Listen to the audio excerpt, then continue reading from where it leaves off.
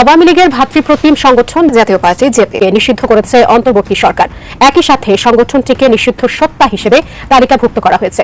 জাতীয় পার্টির chairman GM কাদের সে কিন্তু ভয়াবহ হামলার শিকার হয়েছে, তার উপরে কিন্তু ভয়াবহভাবে হামলা করা হয়েছে। সোজা আঙ্গুলে যদি ঘৃণা উঠে মাঝে মাঝে কি করতে হয়, আঙ্গুল বাঁকা করতে হয়। এটাই হচ্ছে একদম পারফেক্ট প্ল্যানিং। এটারে বলে সব বুঝে কোপ মারা। সময় মতো মাঝে মাঝে এক কদম পেছনে যেমন যাইতে হয়, সময় বুঝা সম্পূর্ণ শক্তি নিয়ে ঝাঁপাইও পড়তে হয়। টেকনিক্যালি কোন কাজটা করছে, কৌশলেরও খেলা আছে। জাতীয় পার্টির বিরুদ্ধে চূড়ান্ত ঘোষণা এসে গেছে, না সমাধান এসে গেছে। দর্শক, আমাদের আর ভাবনা চিন্তার তেমন কিছু নেই, গবেষণার কিছু নেই। জাতীয় পার্টির অফিস জনতার আগুনে ধাঁধা করে জ্বলছে, আর এটাকে যারা মব বলবে তারাই ভারতীয় দালাল। ভারতীয় দালাল চিনার জন্য আজকে জাতীয় পার্টির পক্ষে, জাতীয় পার্টির পাশে যারা দাঁড়িয়েছে, এই সবগুলা ভারতীয় দালাল বলে আমি মনে করছি। আওয়ামী লীগ ফেরার একটাই পথ, সেটা হচ্ছে জাতীয় পার্টি। এবং এই জাতীয় পার্টিকে নিয়ে আওয়ামী লীগ, ভারত যে ধরনের পরিকল্পনা বা প্রজেক্ট হাতে নিয়ে, সেটা আনবিলিভেবল। শুনলে আপনি আটকে উঠবেন। তারা চান যে কোনভাবেই হোক জাতীয় পার্টিকে বিরোধী দল বানাতে হবে সংসদে। এই সেনাবাহিনী, এই যৌথ বাহিনী, এই পুলিশ ট্যাক্সের টাকা দিয়ে পালবার করে দরকার নাই, এদেরকে প্যাকেট করে ভারতে পাঠিয়ে দেন। দিল্লির গোলামদেরকে আমরা ট্যাক্স পেয়ারদের টাকায় পুষবো না, ওদেরকে ভারতের কাপড় কিনে দেন, বিএসএফ এর পতাকা দিয়ে ওদের সাহসগুলোকে, ওদের শরীরটাকে নড়ায় দিল্লিতে পাঠিয়ে দেন। আসসালামু আলাইকুম প্রিয় দর্শক, বর্তমান সময়ের বাংলাদেশের রাজনৈতিক প্রেক্ষাপট বা রাজনৈতিক পরিস্থিতির উপর বিশ্লেষণ করে আপনাদের সামনে কিছু গুরুত্বপূর্ণ ভিডিও ফুটেজ নিয়ে হাজির হয়েছি। এমনকি যারা ভিডিওটি অন করেছেন তারা ভিডিওটি না টেনে সম্পূর্ণ মনোযোগ সহকারে দেখবেন, তাহলে ভিডিওর মূল রহস্য বা আসল ঘটনাগুলো জানতে বা বুঝতে পারবেন। তো প্রিয় দর্শক, আমি আর বেশি কথা বাড়াবো না, চলুন দেখে আসি সেই আজকের কাঙ্ক্ষিত ভিডিওগুলো। তবে তার আগে বলি, যারা এখনও চ্যানেলটি সাবস্ক্রাইব করেননি তারা সাবস্ক্রাইব করে পাশে থাকা বেল আইকন বাটন ক্লিক করে দিন, আর যারা ইতিমধ্যে সাবস্ক্রাইব করে রেখেছেন তাদেরকে অসংখ্য ধন্যবাদ। তো চলুন দর্শক, একটা লাইক দিয়ে আমরা ধারাবাহিকভাবে সকল ভিডিওর বিস্তারিত আলোচনা দেখে আসি। যে এখন আমাদেরকে এক হতে হবে, এক হয়ে সেনাপ্রধানকে সরাইতে হবে, চুপ্পুকে সরাইতে হবে, এবং যত দ্রুত সম্ভব জাতীয় পার্টিকে নিষিদ্ধ করতে হবে। জাতীয় পার্টির চেয়ারম্যান জিএম কাদেরকে গ্রেপ্তার করতে হবে। স্বৈরাচার আওয়ামী লীগের সাথে যারা জোট করেছিল, সেই 14 দল যারা গত 17 বছর আওয়ামী লীগের উচ্ছিষ্ট ভোগ করেছে, আওয়ামী লীগের দালালি করেছে, আওয়ামী লীগের তেলবাজি করেছে, এই গোটা 14 দলকে নিষিদ্ধ করতে হবে। এদের কোনো রাজনীতি করার স্পেস বাংলাদেশে দেওয়া যাবে না। আমরা যারা বাংলাদেশের জনগণের পক্ষে গত 17 বছর কথা বলার কারণে বিভিন্নভাবে নির্যাতন নিপীড়নের শিকার, আমরা রক্ত দিয়ে এই স্বৈরাচার এবং স্বৈরাচারের দোষরদেরকে পরাজিত করে আমরা এই দেশটাকে মুক্ত করেছি।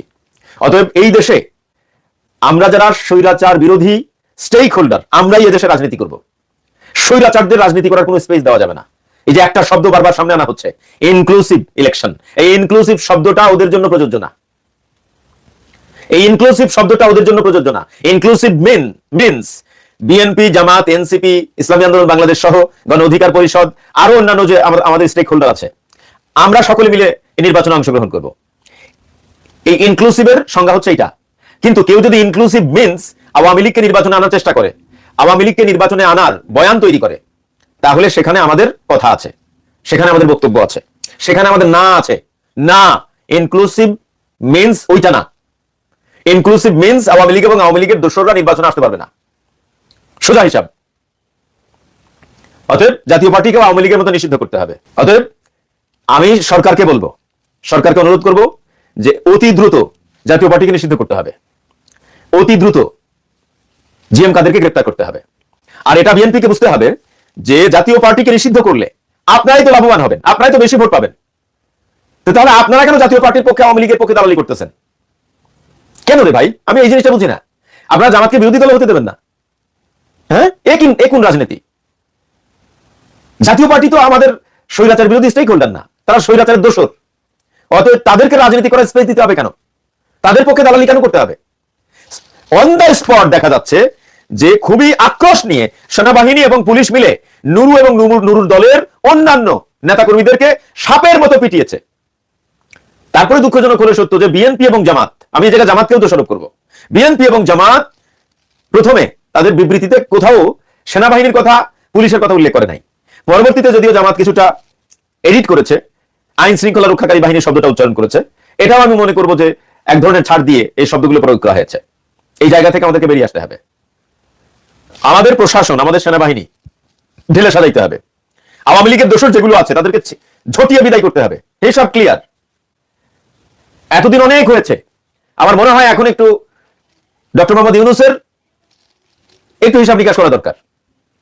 আপনি সকল রাজনৈতিক দলকে নিয়ে বসেন, বিএনপিকে ডাকেন, জামাতকে ডাকেন, এনসিপিকে ডাকেন, গণ অধিকার পরিষদকে ডাকেন, ইসলামী আন্দোলন বাংলাদেশকে ডাকেন, আরো অন্যান্য দল যারা আমরা জুলাই অভ্যুত্থানের স্টেক হোল্ডার, আমাদের সকল দলের প্রতিনিধিকে ডাকেন। ডেকে রাষ্ট্রকে নতুন করে কিভাবে সাজানো যায়, কিভাবে সাজাইলে আমাদের দেশের এবং দেশের জনগণের জন্য উপকার হবে, স্বৈরাচার আর যাতে মাথা চারা দিয়ে না উঠতে পারে সে ব্যবস্থা করতে হবে। কোনো মায়াকান্না চলবে না, কোনো মায়াকান্না চলবে না। কোনো সন্ত্রাসের বাংলাদেশে স্থান নাই, কোনো সন্ত্রাসীর সহযোগীর বাংলাদেশে স্থান নাই। সোজা হিসাব। তারা মনে করেছিল যে নুরুকে আমরা পিটিয়েছি, বাংলাদেশের জনগণ খুশি হবে। আপনারা তাই মনে করেছেন? না, তার সাথে আমাদের রাজনৈতিক মতাদর্শ থাকতে পারে, তার আমরা সমালোচক হতে পারি, কিন্তু সে তো আমাদের স্বৈরাচার বিরোধী স্টেক হোল্ডার, সে জুলুমের শিকার হবে আর আমরা খুশি হব। আপনারা তাই মনে করেছেন? আপনার বোকার স্বর্গে আছেন। সুতরাং আমার মনে হয় এখন সিদ্ধান্ত নেওয়ার সময় এসছে। আর কত ষড়যন্ত্র এইভাবে আমাদেরকে দেখতে হবে। এখনই চুপ্পুকে এবং সেনাপ্রধানকে বিদায় করতে হবে। এই দুইজনই হচ্ছে এই জাতীয় পার্টি এবং আওয়ামী লীগকে পুনর্বাসন করার চেষ্টা করতেছে। সুতরাং এই দুইজনকে সরাইতে হবে, জাতীয় পার্টিকে নিষিদ্ধ করতে হবে, জাতীয় পার্টির চেয়ারম্যানকে গ্রেফতার করতে হবে এবং আওয়ামী লীগের সাথে যে 14 দলীয় জোট ছিল 14 দলের সবাইকে নিষিদ্ধ করতে হবে। এদের কোনো স্পেস দেওয়া যাবে না। যারা গত 16 বছর ধরে বাংলাদেশকে দিল্লির কাছে দিনে এবং রাতে বিক্রি করে দিয়েছে, সেই দালালদের অফিস আজকে পাহারা দেওয়া হয়। আর যারা গণ অভ্যুত্থানের নেতৃত্ব দিয়েছে, জীবনের ঝুঁকি নিয়ে বাংলাদেশের লাল সবুজের পতাকার পক্ষে দাঁড়িয়েছে, আজকে তাদেরকে বাঁশ দিয়ে হত্যা করবার চেষ্টা করা হচ্ছে দিনের আলোতে, রাতের আলোতে এবং মানুষের সামনে। যৌথ বাহিনী এবং আইন শৃঙ্খলা বাহিনীকে বলছি, 1400 শহীদের রক্তে করা দেশটা কোনো পাবেন না, এটা সেনাবাহিনীর দেশ না। কোন ডিজিএফআই এর এসআইকে পুলিশের কাছে এই রাষ্ট্র বর্গা দেওয়া হয় নাই। যৌথ বাহিনীকে বলছি, যারা বুক চেতিয়ে 1400 শহীদের মতো করে আবু সাইদ মুক্ত হয়েছে, তারা সেনাবাহিনীর সামনে, ট্যাঙ্কের সামনে দাঁড়াবে, পুলিশের সামনে দাঁড়াবে। বেয়াদবি করবেন না, বাড়াবাড়ি করবেন না। উদ্দীপনা লোকদেরকে বলছি, ব্যারাকে ফিরে যান।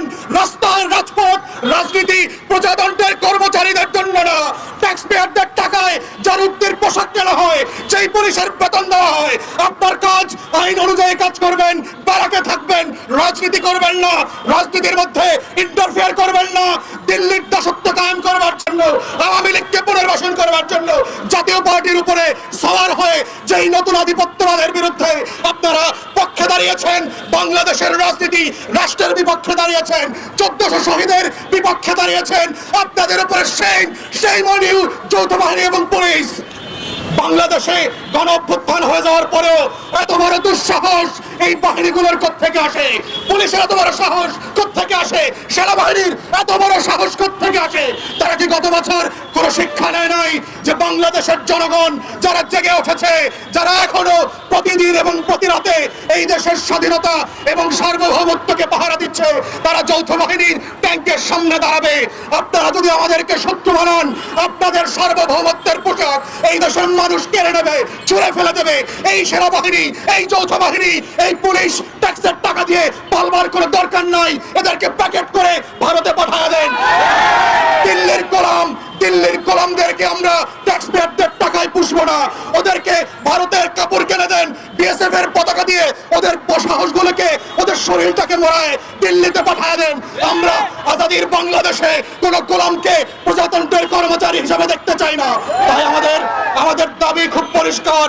বাহিনীগুলোকে বলছি, পুলিশকে বলছি, যারা বাড়াবাড়ি করেছেন, ইতিমধ্যে প্রায় 24 ঘন্টা পার হতে চলেছে, কাউকে এখনো সাসপেন্ড করা হয় নাই, কাউকে চাকরিচ্যুত করা হয় নাই, কাউকে এখন পর্যন্ত ইনভেস্টিগেশন করবার জন্য কোনো কমিটি তৈরি করা হয় নাই। ইতিমধ্যে এই 24 ঘন্টা পার হওয়ার আগে যদি আপনারা না করেন, বাংলাদেশের গণ অভ্যুত্থানের সকল শক্তি একত্রিত হয়ে যৌথ বাহিনী এবং পুলিশের বিরুদ্ধে দাঁড়াবে। যদি আপনারা সেইটা না চান, দিল্লির গোলামের বিরুদ্ধে যদি আপনারা আজাদির পক্ষে থাকেন, তাহলে আমাদের পক্ষে দাঁড়াবেন, লাল সবুজের পক্ষে দাঁড়াবেন এবং বাহিনীগুলোর পক্ষ থেকে নুরুল হক নূর, রাজনীতিবিদ, গণ অধিকার পরিষদের কাছে অবিলম্বে ক্ষমা চাইতে হবে। পাবলিকলি এই রাষ্ট্র কোনো বাহিনীর কাছে বিক্রি করে দেওয়া হয় নাই এবং দেওয়া হবে না। আমাদের এই গণ অভ্যুত্থানের লড়াই চলছে এবং চলবে। আমরা মুগ্ধের মতো করে, আমরা আবু সাইদের মতো করে, নাফিয়ানের মতো করে পাড়ায় পাড়ায়, মহল্লায় মহল্লায় পানি বিতরণ করতে করতে, বুক চিতিয়ে দিয়ে এই দেশের স্বাধীনতা অক্ষুণ্ণ রাখবো ইনশাআল্লাহ। আমরা দীর্ঘদিন ধরে এই আশঙ্কা করে আসছিলাম, রাজনীতিতে ভিতরে ভিতরে তলে তলে এরকম একটি চক্রান্ত চলছিল যে জামাত ইসলামকে এই সময় যতই তারা ভালো কাজ করুক, যতই তারা জনগণের কাছে চলে যাক, এদেশে ভোট হতে দেবে না, কোনো মতো অবস্থায় ভোট, সুষ্ঠু ভোট হবে না। অর্থাৎ কাকে ক্ষমতায় নিয়ে আসবে সেটি অলরেডি এই প্ল্যান করে রাখা হয়েছে। ভোটটা হবে জাস্ট একটা শো, একটা নাটক মঞ্চস্থ হবে, কিন্তু ফলাফল ঘোষণার সময় বিএনপিকে রাষ্ট্র ক্ষমতায় দিয়ে দেওয়া হবে আর জাতীয় পার্টিকে বিরোধী দল বানানো হবে। এটিই ছিল মূলত প্ল্যান পরিকল্পনা। এই প্ল্যান পরিকল্পনা নিয়েই কিন্তু তারা আগাচ্ছিল এবং এটি দীর্ঘদিন ধরে এই জল্পনা কল্পনা চললেও কেউ মুখ ফুটে সহজে বলতে চাচ্ছিল না, বলছিল না, কিন্তু আমরা বুঝতে পারছিলাম। আমরা বিভিন্ন জায়গায় বিভিন্ন ফোরামে এই আলোচনা করেছিও, ব্যক্তিগত পর্যায়ে একজন আরেকজনের সাথে আলোচনায় এই উদ্বেগ আমরা প্রকাশ করেছি যে জাতীয় পার্টিকে বিরোধী দল বানানোর চেষ্টা করা হচ্ছে এবং যখন জাতীয় পার্টিকে বিরোধী দল বানানোর চেষ্টা করা হবে তারপরে জাতীয় পার্টি আস্তে আস্তে আওয়ামী লীগকে ইন করবে, জামাত ইসলামকে ঠিক এখান থেকে মাইনাস করা হবে।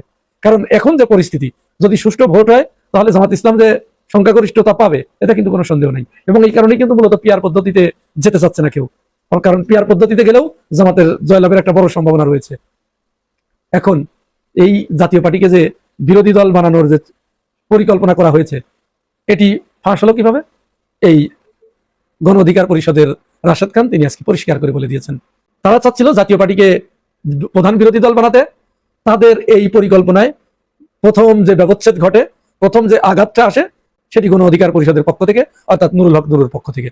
নুরুল হক নূর জাতীয় পার্টিকে নিষিদ্ধের যে দাবি তুললেন এবং মাঠে নেমে পড়লেন, এইটি তাদের পরিকল্পনায় যখন ব্যাঘাত ঘটেছে, তাদের যখন মাথায় ঢুকেছে, এটি তাদের মাথা ঘুরে গেছে, যেকে তো আর বাড়তে দেওয়া যায় না। নুরুল হক নূরকে মূলত মেরে ফেলে দেওয়ার জন্যই এই হামলাটা করা হয়েছিল, যাতে জাতীয় পার্টিকে কেউ নিষিদ্ধের দাবি না তোলে। কারণ তাদের পরিকল্পনা তো অন্য কিছু। শুধু রাশেদ খানই নয়, বিরানি আলম না কি যেন নাম বলে, ওই যে একজন একটা লোক, কি শাহেদ আলম নাকি বিরানি আলম, যাই হোক, এই লোকটাও তার পোস্টে এই কথাটি বলেছে যে রংপুরের 26টি আসন, এইখানেই ভাগ্য নির্ধারিত হচ্ছিল যে কে হবে বিরোধী দল। অর্থাৎ এই 26টি আসন জাতীয় পার্টিকে দিয়ে ওইখান থেকে সে বিরোধী দল হয়ে আসবে, জামাত আউট, এরকম পরিকল্পনাই তাদের ছিল। এইটা ভেস্তে যাওয়ার পরে তারা প্রত্যেকেই চটেছে, প্রত্যেকেই খেপেছে, নুরুর উপরে খেপেছে এবং এখন জামাতের উপরেও তারা খেপেছে। জামাত তাদের এই পরিকল্পনা ভেস্তে দিয়েছে, যার কারণে এই পরিকল্পনার অংশ হিসেবেই তারা বিএনপির ওই বিবৃতিতে জাতীয় পার্টির নাম নাই, তারা জাতীয় পার্টির নামটি নেয় নাই, কারণ এই মুহূর্তে তারা জাতীয় পার্টির সাথে ওই সংঘাতে যেতে চাচ্ছে না, যেহেতু তাদেরকে তো লাগবে, কাছে লাগবে, তাদের দিয়েই তো বিএনপির ক্ষমতার বৈধতাটা আসবে, এই জন্য বিএনপি জাতীয় পার্টির নাম নেয় নেই।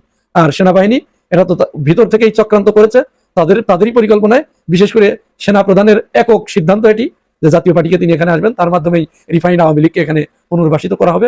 এই জন্যই মূলত নুরুর উপরে এই ঘটনাটি ঘটানো হয়েছে। আমরা এই ঘটনাগুলোর তীব্র নিন্দা এবং ধিক্কার জানাই। যদিও আমি আবার বলছি, নুরুলের কিছু দোষ আছে, বয়স কম তো, যার কারণে সে এক জায়গায় এক কথার উপরে সে স্থির থাকতে পারছে না। সে বিভিন্ন জায়গায় বিভিন্ন সময়ে এখানে একটু ওখানে একটু, আজ এক কথা কাল এক কথা, এই ধরনের কথা সে বলছে। আমরা শুনছি তো, অবজার্ভ তো করছি তাকেও। তার এই কথাগুলোর সাথে, এই কার্যক্রমের সাথে আমরা মোটেই একমত নই। এর জন্য আমরা তাকে নিন্দা জানাই, আমরা তাকে এর জন্য গালিগালাজ করব, নিন্দা করব, কিন্তু তাই বলে তাকে আক্রমণ করা হবে? সে তো জুলাইয়ের যোদ্ধা, সে তো জুলাইয়ের পক্ষের শক্তি। এই জুলাইয়ের পক্ষের শক্তিকে জুলাইয়ের বিপক্ষের শক্তি এসে হামলা করবে, আহত করবে, এটি তো আমরা মেনে নিতে পারি না, কোনো মতো অবস্থায় এটি মেনে নিতে পারি না। সুতরাং সকল ষড়যন্ত্রের দাঁত ভাঙা জবাব এদেশের জনগণ দেবে বলে আমরা বিশ্বাস করি। আজকের মতো নিউজটি এখানে শেষ করছি, ফিরে আসছি পরবর্তীতে অন্য কোনো নতুন টপিকস নিয়ে। সে পর্যন্ত ভালো থাকবেন, আল্লাহ হাফেজ।